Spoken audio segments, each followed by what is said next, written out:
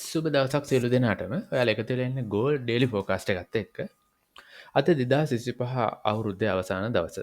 දෙසැම්බර් 31. ඔව්. අපි බලමු අද දවසේ අපිට ගෝල්ඩ් මාකට් එකේ මොන වගේ හැසිරීමක් දකින්න හම්බෙයිද කියන එක. අපි දැක්කා ඊයේ දවසේ එක්තරා විදිහක සෙටල් වීමක් මාකට් එකේ. මොකද විශාල බෙයාරිෂ් ඩවුන්වර්ඩ් මූව්මන්ට් එකක් වුණා.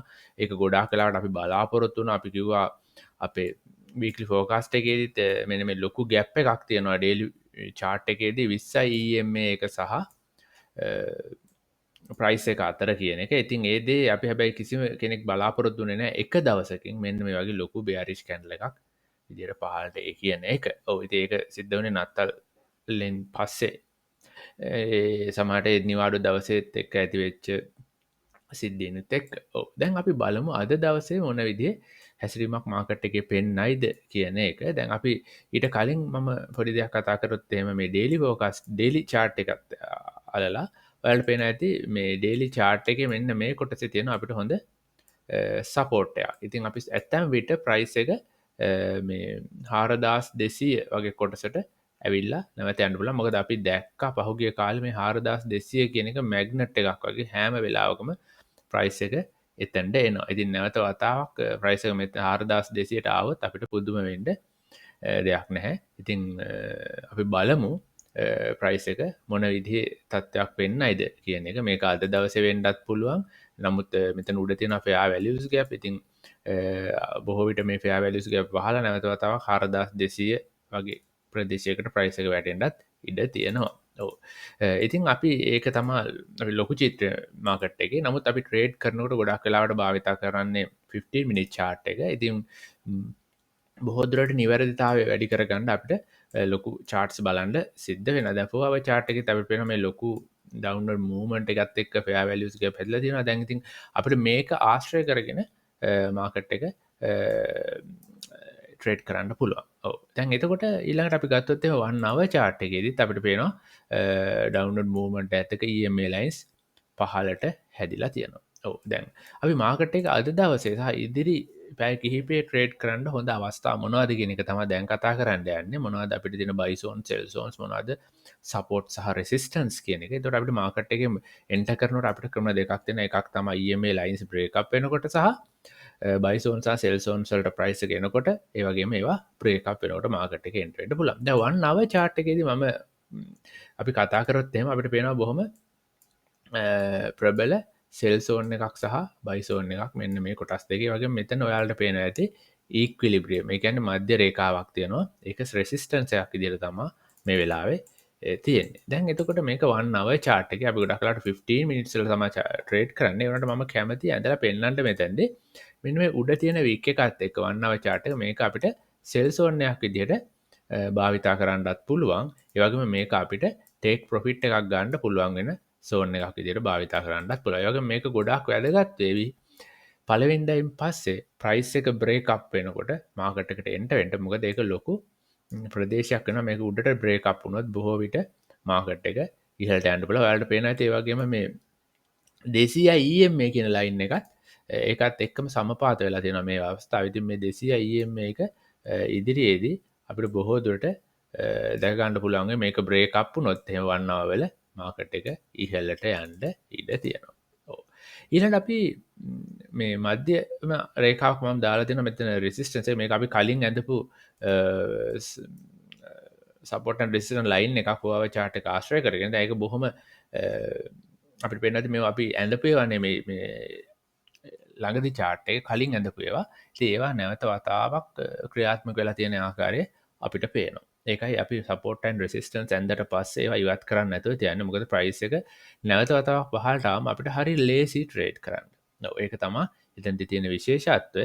ඊළඟට අපි කතා කරොත් එහෙම සපෝට් ලයින් එකක් ගැන සෝන් එකක් ගැන. දැන් මේක අපි බයි සෝන් එකක් විදිහට මාක් කරන්න පුළුවන්. මෙන්න මේ අවසාන බෙයාරිෂ් කැන්ඩල් එක ආශ්‍රය කරගෙන 1 hour chart එකේදී මේක අපේ බයි සෝන් එක විදිහට මම ලකුණු කරනවා. ඒතකොට අද දවසේ මේ බයි සෝන් සහ සෙල් සෝන් ගැන කතා කරද්දී අපිට මාකට් එක බයි කරන්න පුළුවන් අවස්ථා දෙකක් තියෙනවා. එකක් තමයි ප්‍රයිස් එක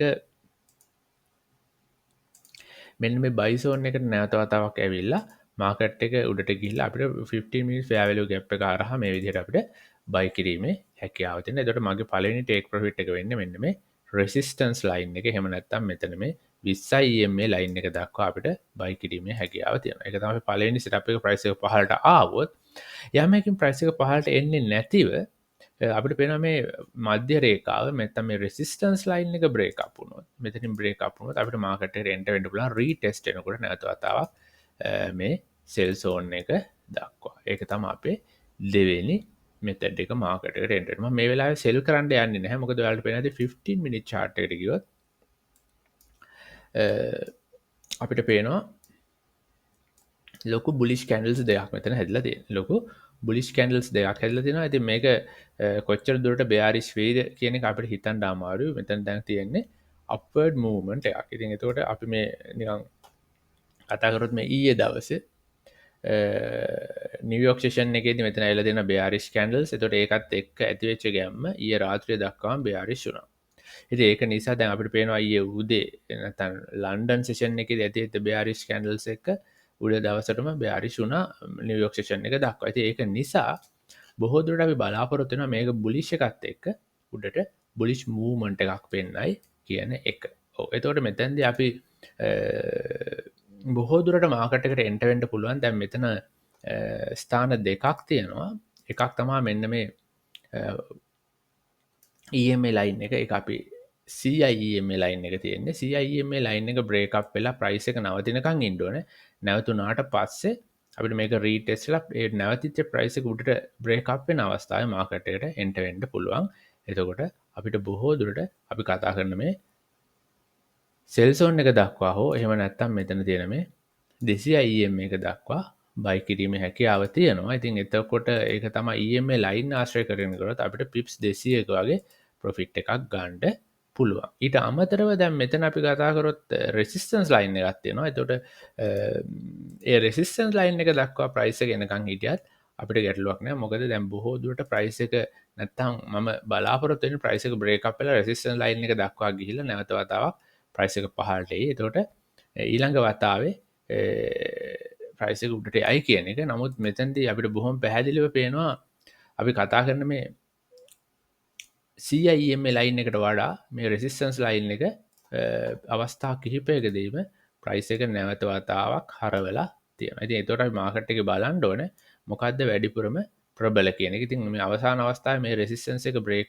අප් වුණාට පස්සේ අපිට පේනවා රීටෙස්ට් වෙනකන් ඉතියට පස්සේ අඩුම තරමේ කැන්ඩල් එකකින් 50%ක්වත් රීටෙස්ට් වුණාට පස්සේ මාකට් එකට එන්ටර් වුණා නම් හොඳ ඔපචුනිටි එකක් තියෙනවා මාකට් එකේ හොඳ ප්‍රොෆිට් එකක් ගන්න. ඉතින් ඒක නිසා මේ අවස්ථාවේදී මම හිතන්නේ අපේ මේ රෙසිස්ටන්ස් ලයින් එක ගොඩක් වැදගත් වෙනවා මෙන්න මේ CIM එක දක්වා යනට වඩා. ඉතින් යම් හේකින් ප්‍රයිස් එක මේක බ්‍රේක් අප් වුණාට පස්සේ රීටෙස්ට් වුණොත් අපිට මෙතන මාකට් එකට එන්න වෙන්න පුළුවන්. හැබැයි අපිට ටේක් ප්‍රොෆිට් එක ෆස්ට් එක මේ රෙසිස්ටන්ස් ලයින් එක 4377 කියන කොටස දක්වා විතරක් අරගෙන ඊට පස්සේ නැවත වතාවක් ඒක බ්‍රේක් අප් වුණාට පස්සේ ඒක රීටෙස්ට් වුණාම මාකට් එක බයි කරන්න පුළුවන්. අපිට එතකොට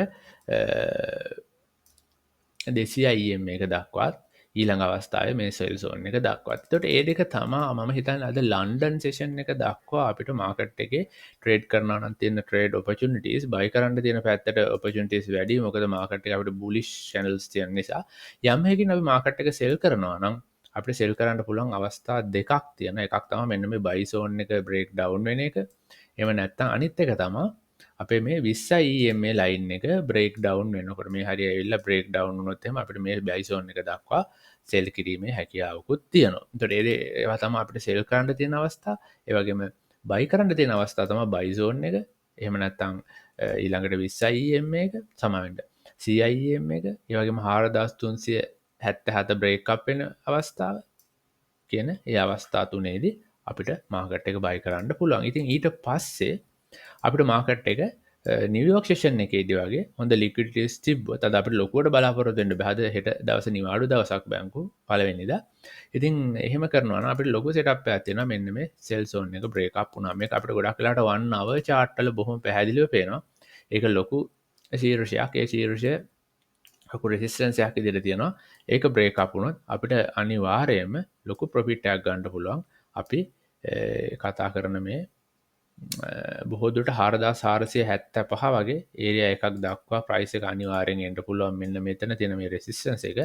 එතකොට ඒ ප්‍රදේශය තමයි අපි ගොඩාක් වෙලාවට පිප්ස් 40 400ක වගේ ලොකු ප්‍රොෆිට් එකකට යන්න පුළුවන්. ඉතින් ඒ දේවල් තමයි අද දවසේ අපි මතක තියාගන්න ඕන දේවල්. ඉතින් අපි හෙට දවසේ මාකට් එක කලෝසන එකින් සාපි මාකට ගෙනලයිස ගෙන එන්නේ නැහැ. ඉතින් ඉතින් උදාවෙන 2026 අවුරුද්ද සියලු ට්‍රේඩර්ස්ට ජයග්‍රාහී අවුරුද්දක් වෙන්න කියලා ප්‍රාර්ථනා කරනවා. ඔයාලා සියලු දෙනාටම සුබ නව වසරක්.